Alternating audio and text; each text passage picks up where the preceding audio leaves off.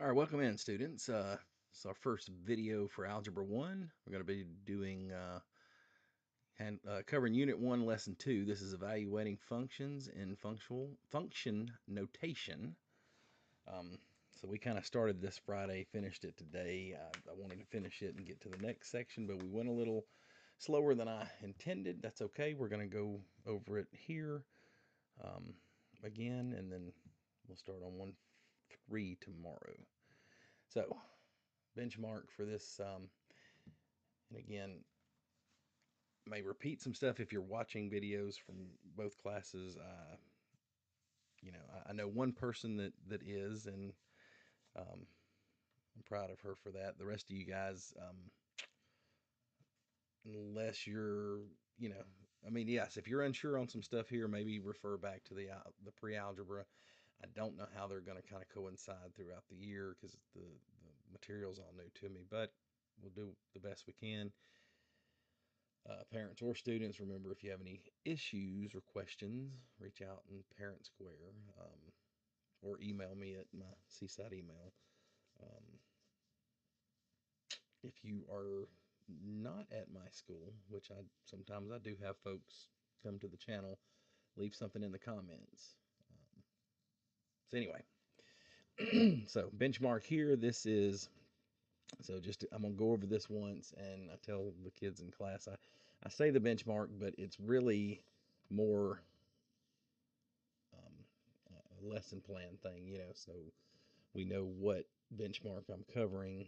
I have to end up, putting it in a little more layman's terms. So anyway, so this MA, that's math 912. That's because this is Algebra 1. This is a ninth grade course. Even though you guys are in eighth grade, you're going to do fine. We're going to pass this EOC at the end of the year. So anyway, and F is for functions, and this is unit 1, 2. So there you go. Given a function represented in function notation, evaluate the function for an input in its domain. For real world context, interpret the output. So, and we'll do a little of that. I'm more about the numbers. Learning target. So you can evaluate a function for a specific input value of the domain. We're going to skip this warm up. This is asking how mathematics could help the food science industry and about teamwork, all about that stuff. But these videos really are more of the math material. But we do those in class. Excuse me. Okay, let me see if I can get this thing to zoom out a little bit. No. Let me see if I raise it up. There we go. And just parents, you listening, I don't edit the videos. It's a time thing. I pretty much throw the material out there and good, bad, or ugly. Hopefully, more good than bad. Ugly, that's just, that may be part of it because it's math. But we'll try. So we're on page 11 of the Algebra 1 book. So a relation is a set of input-output pairs. A function is a mathematical relation for which each element in the domain corresponds with exactly one element in the range.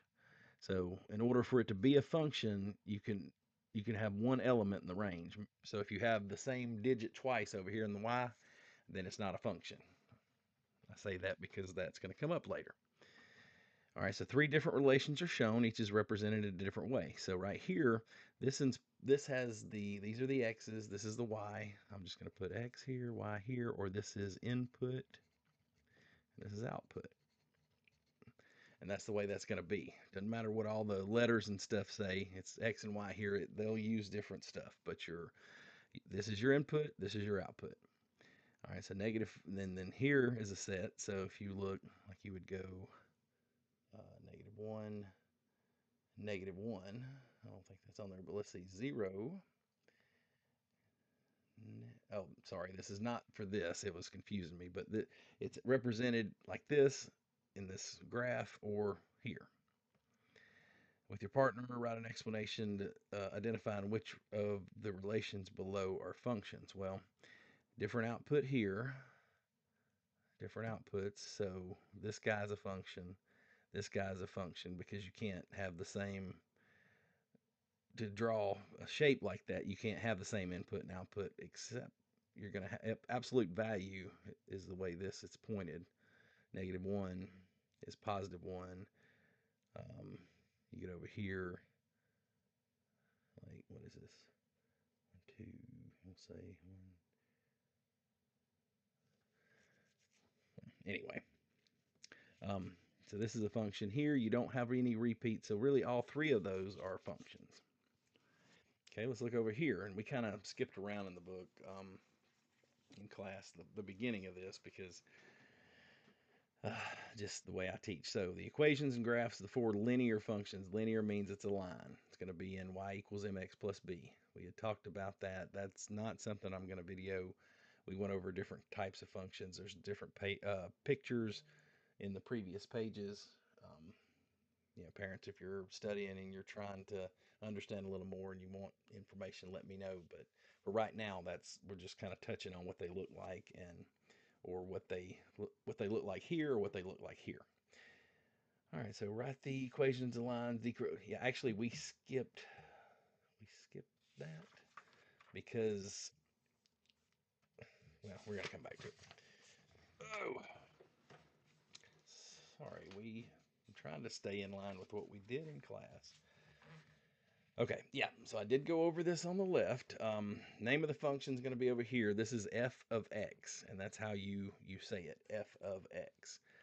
It may be g of x like this, or c of x, or it could be f of w, but that's how the letter is the name of the function, the input of the function's here. So this is your x coordinate. Your input here is w. Your output is what it equals. Um, let's see, a function can be named with any letter. So, got f of x, g of x, h of x, c of x. Now, if asked to use the function h to find a specific value of x, it would be clear which function to use. So if they said h, you would use this guy. All right, so let's look over here. All right, so functions are evaluated in the same way as equations are evaluated when a given value for the variable. So consider the function f of x equals -7w squared minus 10w plus 3. Find the value of f of 10. So remember, this is the input, w10. So we're going to replace w with 10. That's all it's asking us to do, and then we'll solve. I'm going to keep it. So here, 10 squared is 100. 100 times -7 is -700. That's not the answer, that's just this. All right, 10 times -10 is -100. So it's -800 plus 3, which is -797.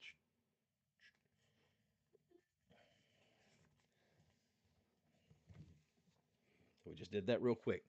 So all we're doing is, if this parentheses, so we start here, there's the letter. For every place this letter is, we're replacing it with this number here. Down here, we're going to use the same equation, but we're going to replace w with -3. And then it wants to know what the value is. So I'm going to write it again. So -7w squared plus 10w plus 3. So now I'm entering, just replacing or substituting. You'll hear that later, especially next year in geometry. -3 with w. So it's -3. I'm sorry. Back up. Oh, wrong. -7. That didn't change. Sorry. Didn't mean to throw you off. The w, so -3, and it's this guy squared, so I'm going to put that exponent in the parentheses. And that's -10. Again, w is -3 plus 3. Before I go further, remember, if they're touching, they're multiplying. I believe Miss Feckety said last year, if they're hugging, they're multiplying. But see, there's no plus. This guy's touching that parentheses. This guy's touching here. First, I'm going to square that -3, which is 9. -3 times -3 is 9. All right, so -3 times 10. I'm sorry, -3 times -10 is +30. And then we go plus 3.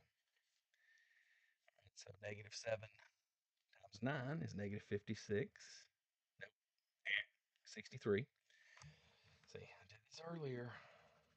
This is why I tell you guys to use the calculator. And granted, bring mine home, so I'm messing with my phone. I prefer not to do sometimes. It's negative 63. Let me just put this up. Negative 7.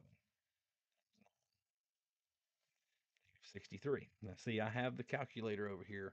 I want to get you guys in the habit of just write it, use it. All right, so plus 30, plus 30, plus 3, or you could have just said plus 33. So f of 3 is negative 30.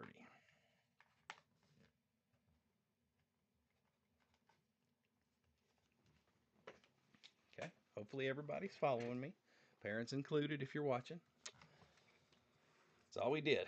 So again, f of 10, we plugged in 10 where the w was. F of negative 3, we plugged in negative 3 where the w's were. So now we're going to look at a table of values. All right, so same function, f of w, can be represented in other ways. So here's a table. The values, this is your input, this is your output. Input, output. Still x and y, but it looks different. That's why I said it'll. So now find f of 10. So this is your input, f of negative 10, excuse me. So we find negative 10 over here. The output, so f of w equal, or f of negative 10 is going to equal 5, 9, 7. So you just found it here, and then whatever's across is what it equals. And what if it asked the other way?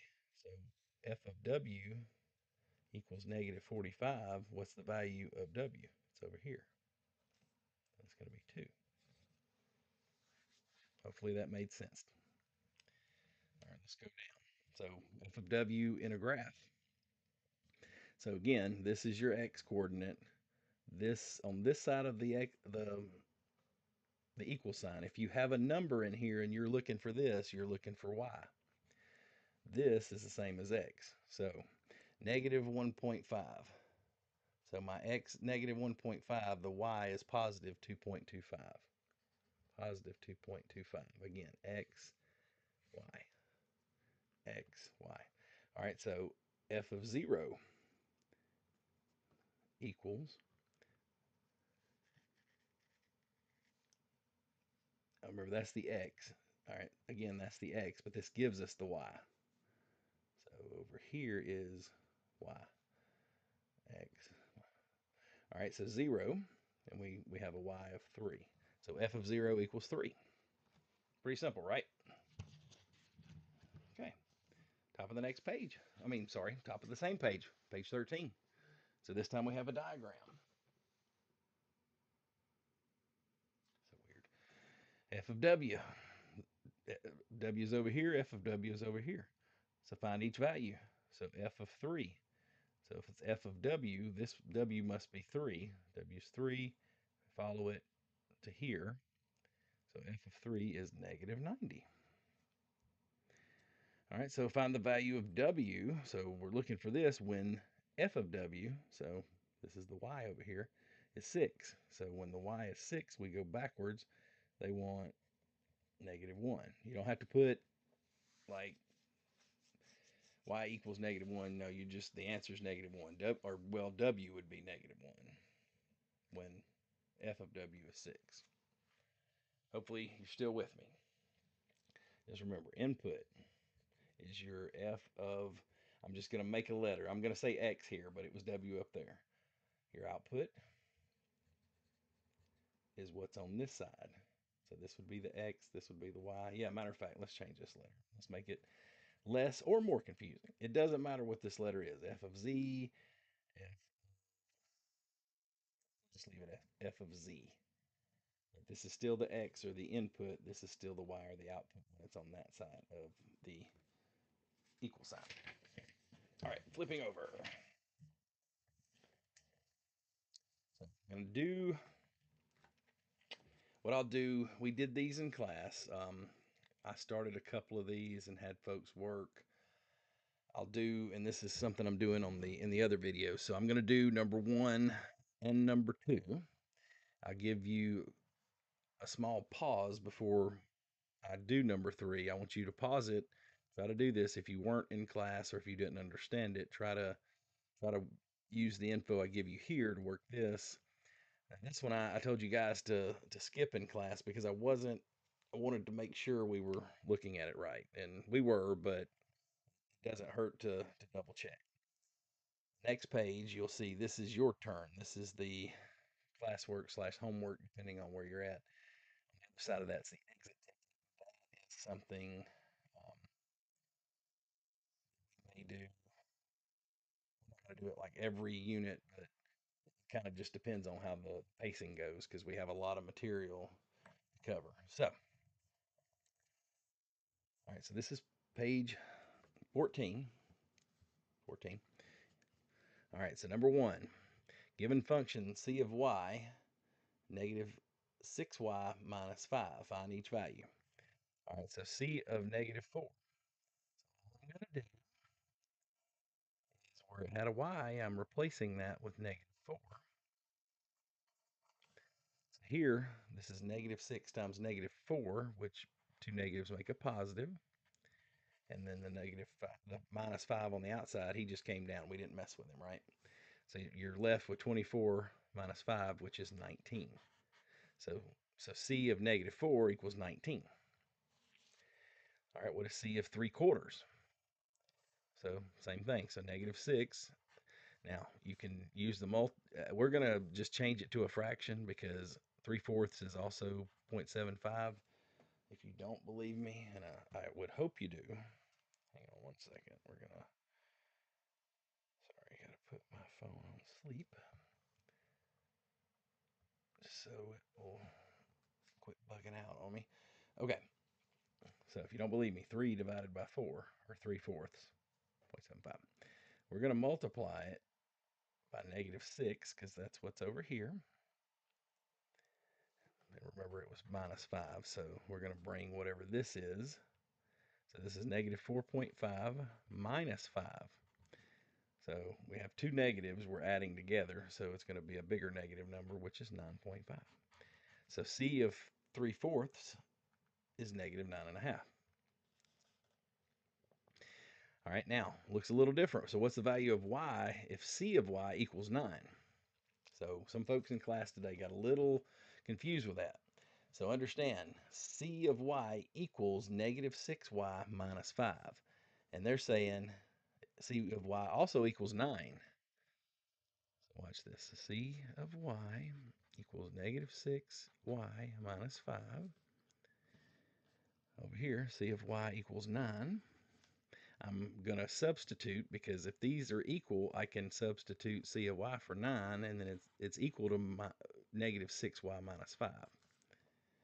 All I did was substitute because this equals 9, and this also equals negative 6y minus 5. So that means 9 equals negative 6y minus 5. So now we're going to solve for y, because what is y? That's what it wants to know.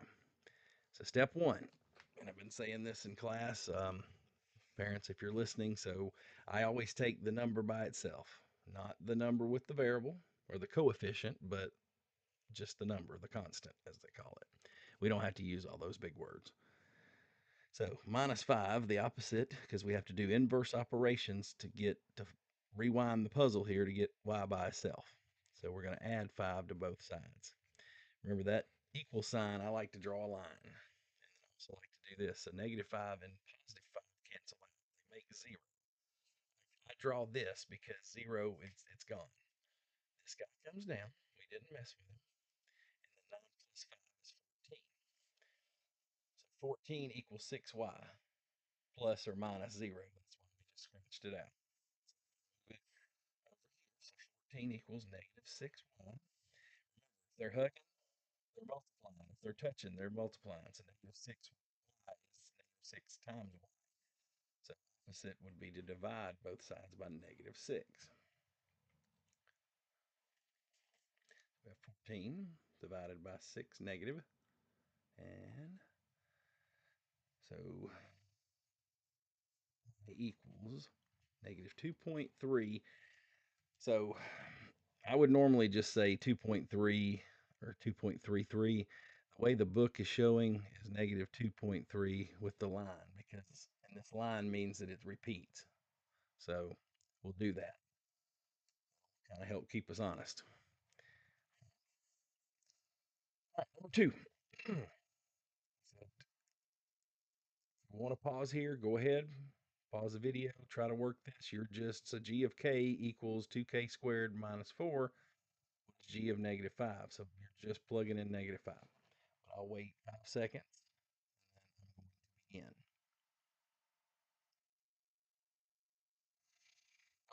So we're just taking this. So negative 5 is our k.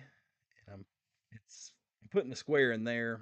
It really wouldn't matter because I actually, you know what? We'll just square. So first thing, parentheses, exponents. So negative 5 squared is 25. Just putting the 2 in parentheses because they're still hugging, so they're multiplying. You got minus 4. Do not be tempted to subtract this because multiplication, division first, left to right, then adding and subtracting. So 2 times 25 is 50 minus 4. 50 minus 4 is 46. So g of negative 5 equals 46. All right, number 3. Again, I'm going to pause about 5 seconds, or be quiet for about 5 seconds. Pause here and try to work this. So h of x equals the square root of 2.5 times x plus 1. What is h of 3.2? So you're replacing x with 3.2.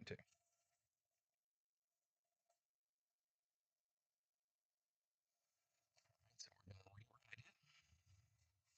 It's under the house. You hear me call it? So the square root, I just call it under the house.